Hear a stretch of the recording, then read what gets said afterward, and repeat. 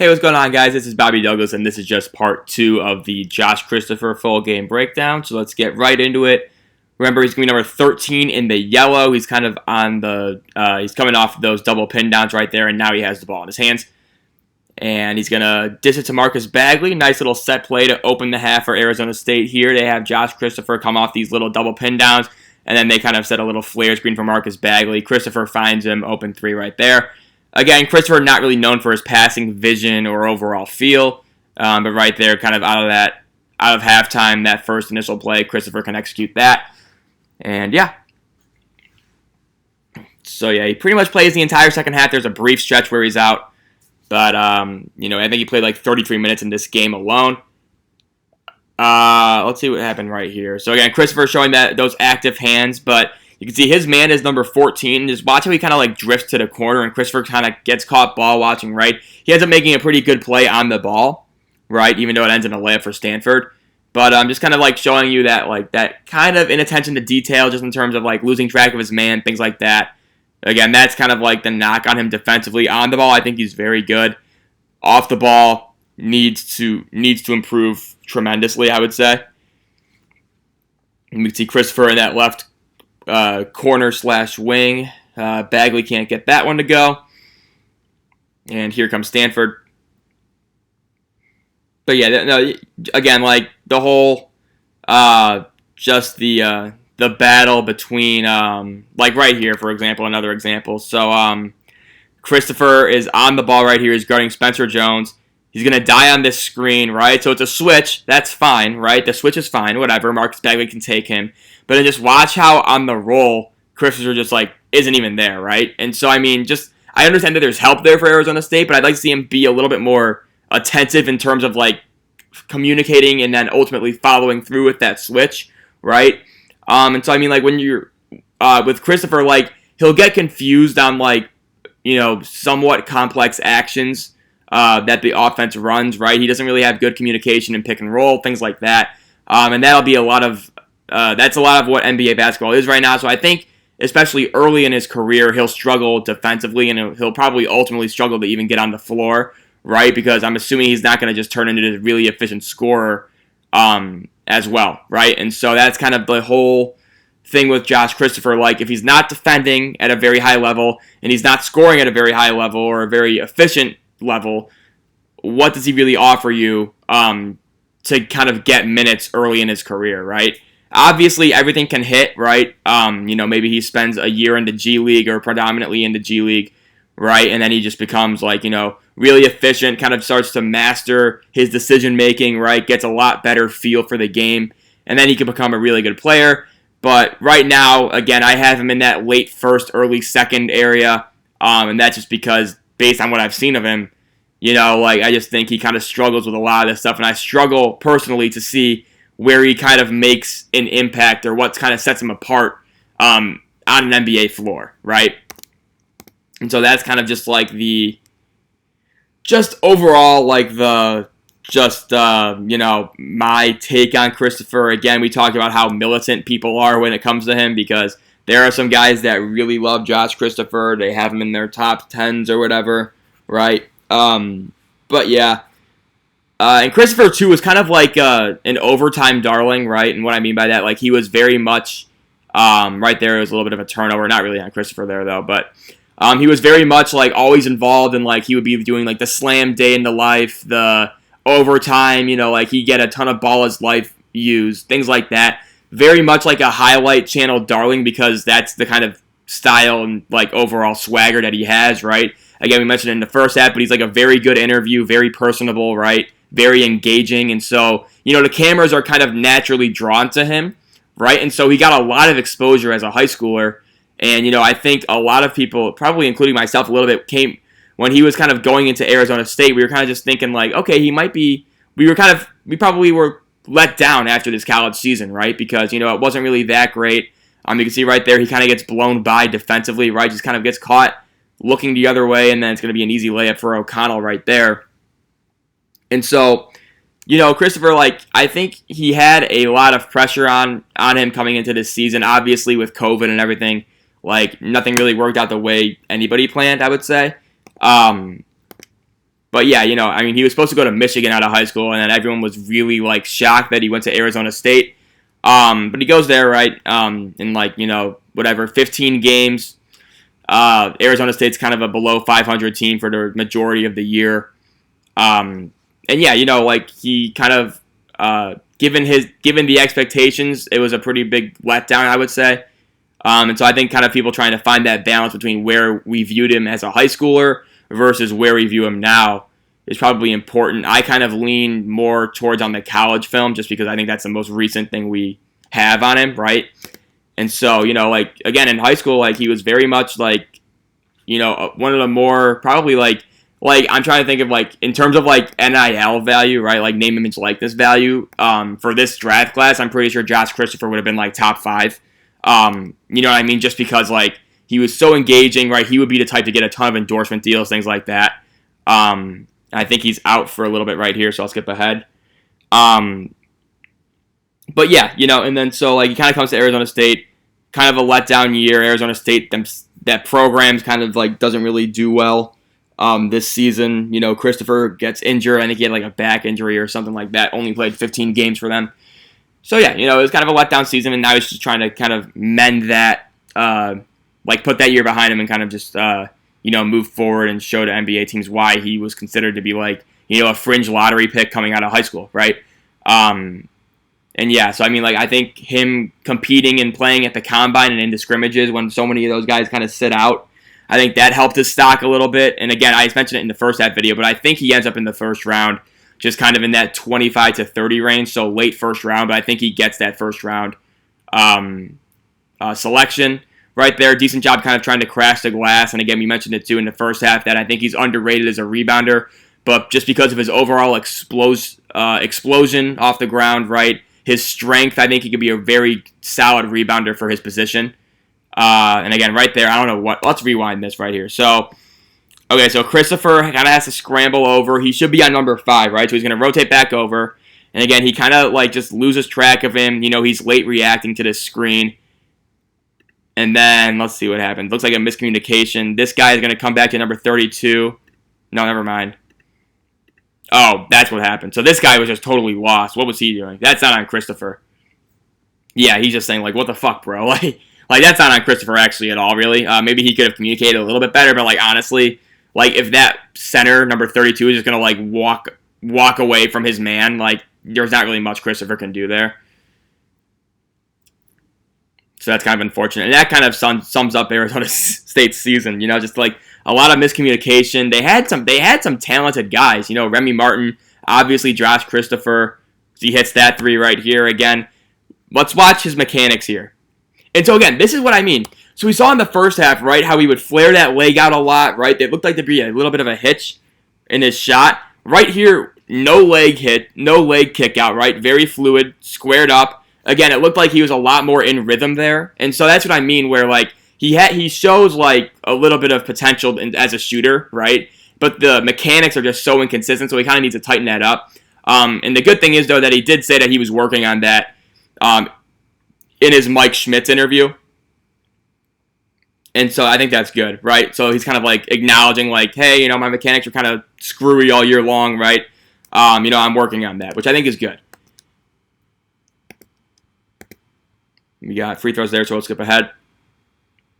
But yeah, that shot right there, that gives me a lot more hope. And again, he was an 80% free throw shooter on the year, right? And so, he can make free throws. So if he just kind of, like, tightens up his shooting mechanics, then all of a sudden, okay, now we're starting to get somewhere, right? Like, okay, can he be an impact shooter from 3? Plus, then he kind of adds that athleticism element that he definitely has, right? He can attack closeouts. Clearly, he can pretty much create his own space whenever he wants to with his handle, too.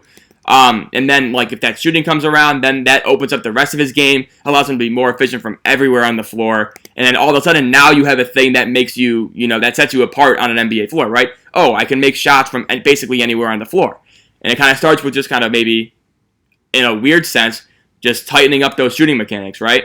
And so I think that was a very encouraging make from him that we saw in the second half here. But again, like, a lot of these players, too, they're maybe one thing away just because of the ripple effect, right? And let's see, Josh Christopher here tried to use that ball screen, not much going on there. But like we talk about it with I don't know. I'm trying to think. Like I don't know. Let's say like I'll use this example. Obviously, it's like a far-fetched example and probably an over-talked about point, but it's probably like the first one and probably the most notable one, right? Like imagine Ben Simmons with a not a reliable jump shot, but just like a jump shot that at times could make defenses pay, right? So let's say he's like 31% from three, but he's willing to take those shots, right? Okay? Take that, and then all of a sudden, the rest of his game, the things that he's so good at, the passing in transition, the creation in the lane, all that stuff, the defense would probably like still be there, but like offensively, if he just shoots 3-pointers, right? And if he shoots and he's like kind of somewhat more aggressive, then it opens up everything else that he already does well.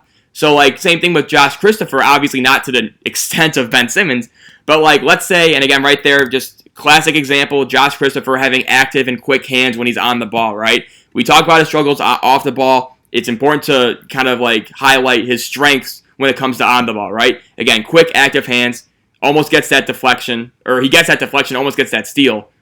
So yeah, like again, like right there, showing you that, that again, on the ball, he's much better than off defensively. But going back to the Ben Simmons thing, right? Like obviously Josh Christopher not nearly as problematic as Ben Simmons is right now, right? But like you kind of see it like, okay, so if I tighten up the mechanics, right? If I get my lower body kind of figured out, we're going to see a 3 right there. And again, like this one goes in, but you can kind of see how the mechanics change, right? Watch the lower body especially, right? Watch his legs. Watch that right leg kind of flare out, right? And again, like he has like he's very fluid and very comfortable getting his shot off at any time, right? And so that's not really an issue, but just kind of like making that effort to be consistent in your release, in your form, top and bottom, right? That I think makes him a more consistent shooter. And you can see he makes that 3 right there, so that's his second and a half. But he'll make one more 3 in this game, and that'll be his 15th point. But again, like just one little change could really open up his entire game, right? Change the mechanics, make it more consistent. Then he becomes a more effective and efficient scorer everywhere else on the floor, right? Because teams have to start respecting that jump shot a little bit more. And then all of a sudden he has like an NBA skill, right? He has the shot making like kind of badge in his toolbox, right? And so that's kind of like maybe like kind of like the pathway I could see Josh Christopher kind of developing through, right? And obviously there are other ways for him to get on the floor too. If he gets more locked in off the ball defensively, that's another way for him to get minutes. But right now, as I mentioned earlier, like, as things stand with him, I just struggle to see what gets him on an NBA floor early, right? Is it going to be the shot making and taking? I don't know, because he's not super efficient. It's not going to be the defense because he has too many lapses off the ball. And so really, like, he'll struggle to get minutes, I think. We'll see if he hits this 3 too. No, way short. And this is what I mean, like, off the dribble, he's a lot more comfortable than off the catch, which I think is pretty interesting because usually it's the other way around with a lot of these guys. But we'll see it right here. This is wide open, basically, late contest. But we're going to see kind of a little bit of a twitch or a hitch in his shot. And it almost looks like he doesn't really have that natural range yet. It looks like he's kind of trying to like push it towards the basket more than just kind of let it flow and let it rip, right? So I do worry maybe about the shot in terms of like having to go even further back, right? With the NBA 3-point line being like 3 or 4 feet further from the college line, right? Actually, no, with the new rules, maybe is only like 2 feet, but regardless, it's farther away, right? And then you can see the lower body, kind of just, shaky down there, and it's a pretty bad miss, right? And he'd have a lot of those bad misses where they're really short, they barely hit the rim, right? And so I do think he kind of struggles with the range aspect of it. I think we got a review right here, technical. Bobby Hurley probably got a technical foul. That'd be very Bobby Hurley-esque of him. But yeah, that's what I mean. Like, so just kind of like if he can tighten up those mechanics, then he becomes a lot more, viable in other areas, I think. You can see right here, decent job from Christopher kind of playing off the ball right there, kind of one pass away. And again, it's almost like the further away the ball gets, the worse Christopher gets defensively, right? One pass away, things like that, he can be okay just because he can kind of use that length and those quick hands to get deflections and kind of be a presence, right? But if you're weak side, right, he'll get caught ball watching, he'll get backdoored, all that stuff. We got Christopher, looks like left corner right now. And again, he's going to cut backdoor. We mentioned that he's, a pretty good mover away from the basketball on the offensive end. Again, he moves like a scorer. He'll cut. He'll run off of screens well. And again, it's not really about like the comfort level in terms of shooting. It's more just about like the results oriented thing where it's just like, okay, he's kind of getting like, he has a pretty good rhythm, right? Overall as an offensive player, but it just needs to start going in. The shots need to start going in a little bit more, right? Right there, decent job from Christopher on the ball. And we're going to get, here we go. So you can see right here, that's actually a pretty good pass from Christopher trying to fit it through that window. Let's look at this again. So again, he's just going to attack this DHO, right? He's going to get downhill. And again, he does have that handle that he can kind of penetrate and get into the lane. So again, he kind of is able to somehow he's somehow able to kind of just get that pass in there, right? We got a jump ball here, but overall, pretty solid play from Christopher right there, even though it's going to end up being Stanford ball. And let's see what we got here. Final 8 minutes. Christopher is guarding. I want to say that's Spencer Jones, who is like Christopher's maybe giving like 3 inches there too, which I think again like you're showing that comfort in him kind of guarding up. And that's what I meant. I actually have that in my notes, too, that he can probably guard up once he kind of gets, better in terms of his overall fundamentals defensively, just because, like, he does have that strength, right? 6'5", 215. So he's kind of just, like, built very well. And we're going to get a charge here, right? And, again, this is just kind of an example of him trying to do too much, right? Maybe he's feeling himself a little bit. He's hit 2 threes in this half, right? He made that pretty good pass. But right here, again, just the decision-making. Let's see what he could do. So... Whoops. My bad on that. Let's see what he could do right here. So, I'll rewind it for like 5 seconds, and I'll pause it. Okay. So, like right here, obviously you have Marcus Bagley in the corner. Maybe a jump stop and like a reverse pivot and then kick it to, I think that's Alonzo Verge. Right? He has options there that he just doesn't really see yet. And I think that will come with more time and more reps. But right now, he's pretty raw in terms of his overall passing vision and feel. And so I think that's something he definitely needs to work on. We got a media timeout here. Just move myself over a little bit. Yeah, there we go. And you see Christopher on Spencer Jones, I think, again. And again, Spencer Jones is kind of like a more of a 3-4 type, and Christopher's obviously like a 2, just in terms of like positions. But again, they're showing that comfort and that belief in him that he can guard up and kind of hold his own, I'd say.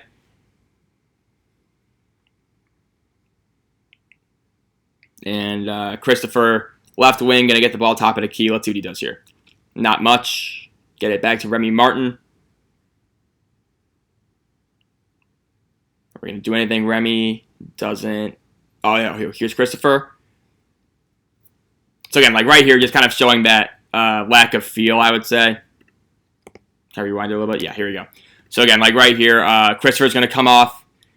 And again, he looked kind of hesitant, right? Like I would almost rather him just kind of pull this shot up from that elbow, right, and kind of just knock that in, because that's something that I think he could do. Wait a few seconds, right? Instead of trying to force this pass into the interior, maybe kind of look back, and he maybe gets Alonzo Verge back here if Remy Martin kicks out to the wing, right? So he's going to have options. Obviously, the front one right here, you see Marcus Bagley wide open, just wide open. Screw what I said about these guys. This is the pass, right? Like, look at this. Stanford, 1, 2, 3, 4, 5. Nobody is near Marcus Bagley. That needs to be the pass. And again, Christopher just doesn't really have that vision control yet. He's going to try and wedge it in here. And again, that's one where he'll like kind of like watch the film on that after this game. And he'll be like, shit. Like, I had a wide open Marcus Bagley, who was probably one of our team's best 3-point shooters on the year. And I couldn't find him, right? And so, again, just trying to make that more a part of his game just makes him, again, just gets him a little bit more, gets him a bit more of a chance to get on the floor early in the NBA, right? I talk about it all the time, like, the guys that I think succeed as rookies, are guys that can do a lot of different things, right? I'm trying to think of who we talked about in terms of like these, not even succeed as rookies, but just in general, right? So we talked about, I'm trying to think who's a good example of this. Josh Giddey, for example, right?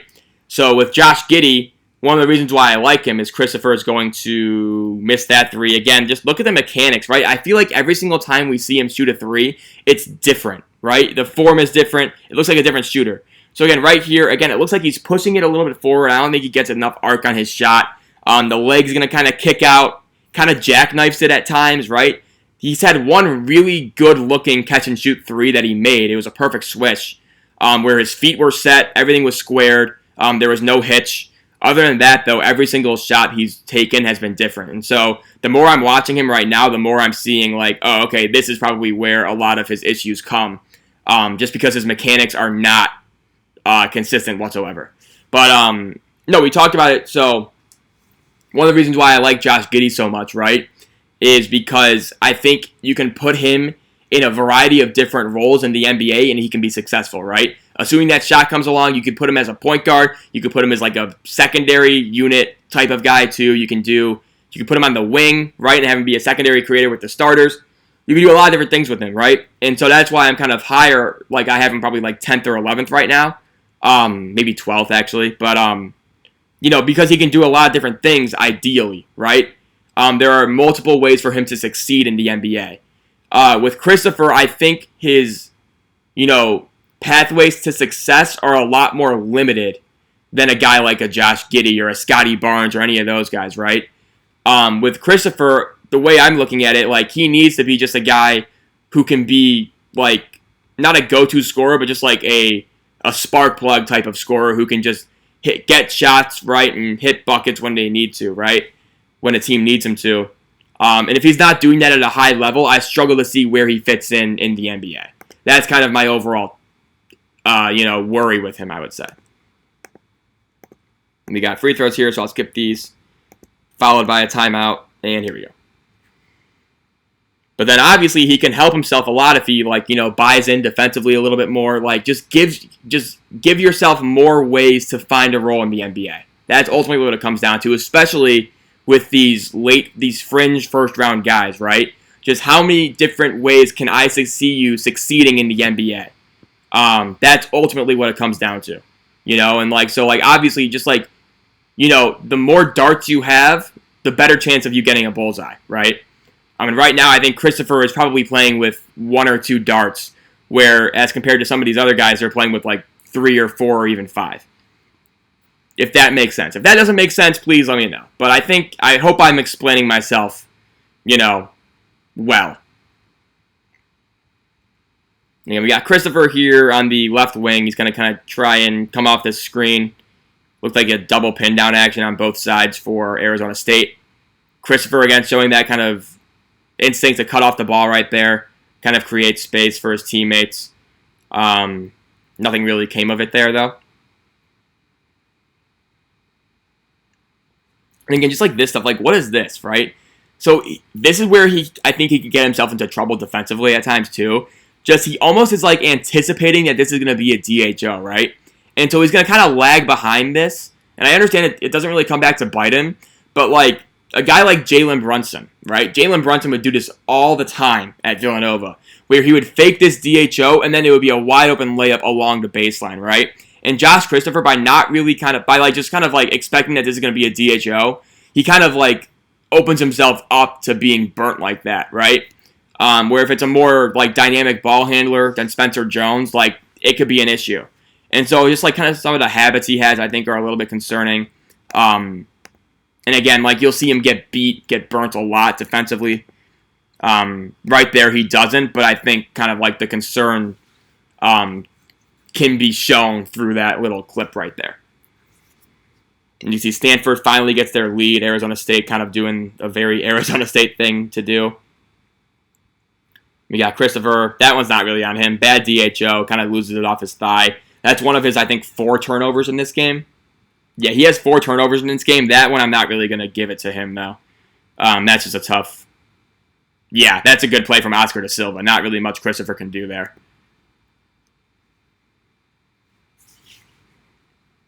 he should be, setting himself up, though, for a big 3. So hopefully he can, he'll definitely knock one in the next 3 minutes here. So we'll see. Again, we'll see the shot form and see what it's like, Again, every single time I've seen him shoot a catch-and-shoot 3 in this game and probably the entire season, like if I have to go back, like every single time it's been different, right? If you want to sell yourself on Josh Christopher, if you're watching this and it kind of leaves a bad taste in your mouth, let's see what he does here. There we go, Josh. There we go. Let's see what happens here. Okay, so he's going to hit this 3. Again, good find by Remy Martin here. Just kind of Josh Christopher being a floor spacer. Okay, so again, you can see the elbows kind of flared out, right? And again, it looks like he needs that to kind of generate the power it needs to go in. That one was a perfect swish. And again, that's probably his second best looking 3-point shot in terms of form of the day, right? And they just happen to be his 2 makes, And so again, I think, reps in the gym, I think helps that a lot, right? And hopefully he kind of gets that ironed out. Let's see what happens here, because I think, so, all right, let's just watch this, okay? So just watch how far off Christopher's going to sink here. And again, I understand, actually, this isn't that bad. So he kind of has to get sucked in right here. I get it that Remy Martin's kind of on the floor. Actually, this isn't the worst case scenario. I thought Christopher just kind of aimlessly wandered around after losing sight of Spencer Jones. That one kind of had a purpose to it because Remy Martin kind of fell down, so I don't really blame him for that. We got free throws here, I think. What are we going to talk about here? Are we going to show stuff? Is there going to be drawing on the screen? No, doesn't look like it. We got 2:15. Oh, it looks like it was an offensive foul, actually. Okay, that's fine. Yeah, Christopher going to come off, just kind of like simple weave action for Arizona State. Hey, that's very Kansas-like. Remy Martin should get used to running this. Kansas, they run this weave thing all the time, where it's a simple weave, right, and then it's just a simple back door too. So they'll kind of lull the defense to sleep, and then they'll find somebody on the back door. So right here, you're going to see it. One more pass through the weave, and then you can see they set up number 20 right here, and they get Remy on the back door. That's a very Kansas play. Bill Self loves running that action. So it's kind of funny to see Remy Martin running that a little bit at Arizona State. And obviously now he'll be doing that a shit ton more as a Jayhawk next college basketball season.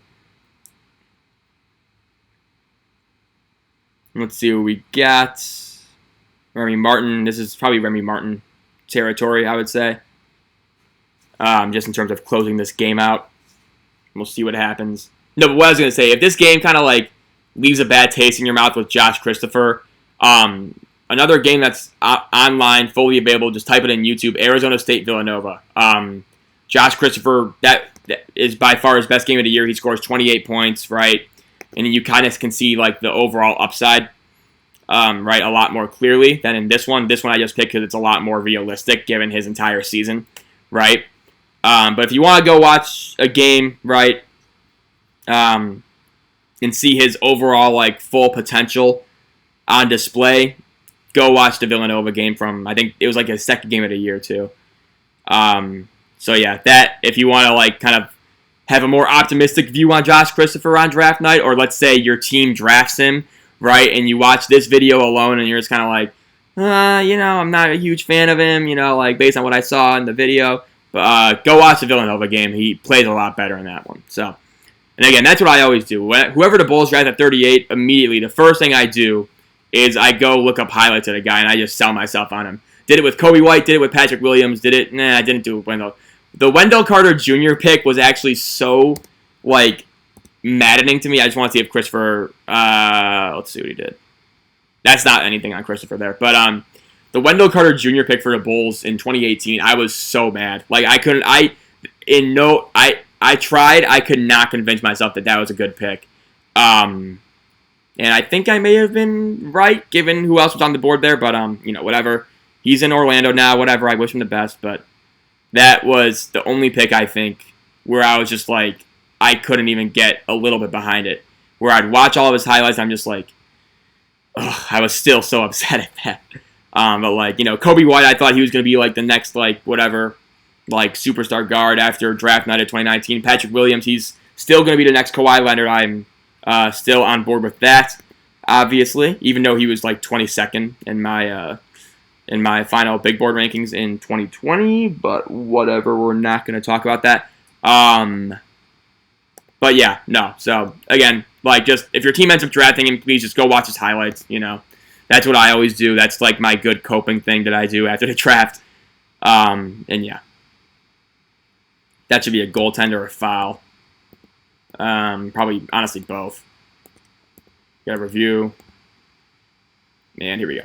So again, Arizona State's up by 2, 41 seconds left. Let's see what happens here. Alonzo Verge going to pick up full court. Alonzo Verge actually is from the Chicagoland area. He went to high school, not near me, but like in the same state. Good player. Had a very kind of winding path to Arizona State too. He was at a high school near me, and then he went to a different high school. Then he went back to the initial high school that he was initially at, right? And then he went to JUCO, I think, for 2 years. Then he went to Arizona State. I don't know what he's doing now. Christopher kind of gets that loose ball. We think we got a foul, right? No, foul on. Wow, okay, a foul on Stanford. Remy Martin's going to miss the 1-and-1. Jeez, okay, here we go. Final 10 seconds. Timeout for Stanford. Good call by Jared Hayes right there. What were those 3-point? 2 of 15 for Stanford. Yikes. And here we go. Final 4 seconds. Not much going on. Christopher, good activity overall right there. Trying to get that rebound. Good job from Christopher. Didn't have to do a whole lot just in terms of being on the ball, but he was showing that effort, showing that intensity right there on the final play of the game. And this should wrap it up, assuming Verge hits these 2 free throws. Makes the first. Makes the second. And that's it. So, with that, I will pause this video. That ends the Josh Christopher full game breakdown. I hope you guys enjoyed it. Obviously, if you have any feedback, comments, thoughts, whatever, leave them down below. If you disagree with me, agree with me, let me know. So yeah, thanks so much for watching, guys. I hope you enjoyed it. And I'm trying to think who we're going to do next. I am hesitant to say Jonathan Kuminga, but kind of expect him in the next 24 to 36 hours. And then also I'm kind of trying to do Deuce McBride from West Virginia, Bones Highland from VCU. So just a lot of guys on the horizon. So just stay tuned for that. And yeah, thanks so much, and we'll see you for the next video. Bye.